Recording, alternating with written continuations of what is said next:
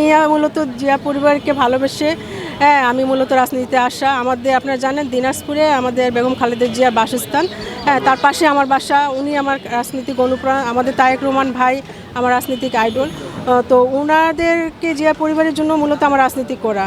আমাকে দল যোগ্য মনে করলে, নমিনেশন দেওয়ার যোগ্য না মনে করলে, যদি নাও দেয় আমার কোনো আফসোস নেই। আমি দলের জন্য আমি যতদিন বেঁচে আছি আমার তো আমি কাজ করে যাব, এটাই আমার চিন্তা।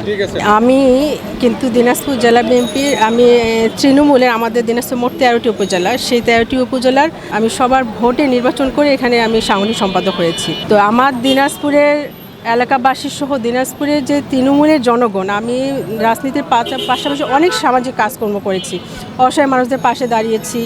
আমি বিশেষ করে প্রান্তিক মহিলাদের যারা পিছিয়ে পড়া মেয়ে তাদের পাশে আমি দাঁড়িয়েছি। আপনারা আমার দিনাজপুরে আপনারা সার্চ করলে বুঝতে পারবেন যে আমার কার্যক্রম কী।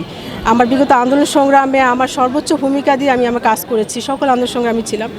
এই জন্য আমার নিজের প্রতি একটা কনফিডেন্স কাজ করে যে আমি যদি আমাকে মহান আল্লাহ যদি নিয়ে আসে, সবার দোয়ায় আমি ইনশাআল্লাহ আমি দিনাজপুর তথা সারা বাংলাদেশের জন্য আমি খুব ভালো একজন এমপি প্রার্থী হব।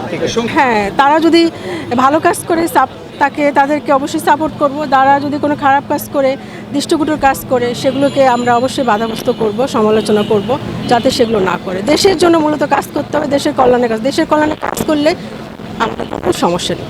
না, কোনো আফসোস নেই। আমি মূলত জিয়া পরিবারকে ভালোবেসে আমি মূলত রাজনীতিতে আসা। আমাদের আপনারা জানেন দিনাজপুরে আমাদের বেগম খালেদা জিয়ার বাসস্থান, তার পাশে আমার বাসা। উনি আমার রাজনীতিক অনুপ্রেরণা, আমাদের তারেক রহমান ভাই আমার রাজনীতিক আইডল। তো ওনাদেরকে জিয়া পরিবারের জন্য মূলত আমার রাজনীতি করা। আমাকে দল যোগ্য মনে করলে, নমিনেশন দেওয়ার যোগ্য না মনে করলে, যদি নাও দেয় আমার কোনো আফসোস নেই। আমি দলের জন্য আমি যতদিন বেঁচে আছি আমার তো আমি কাজ করে যাব, এটাই আমার চিন্তা।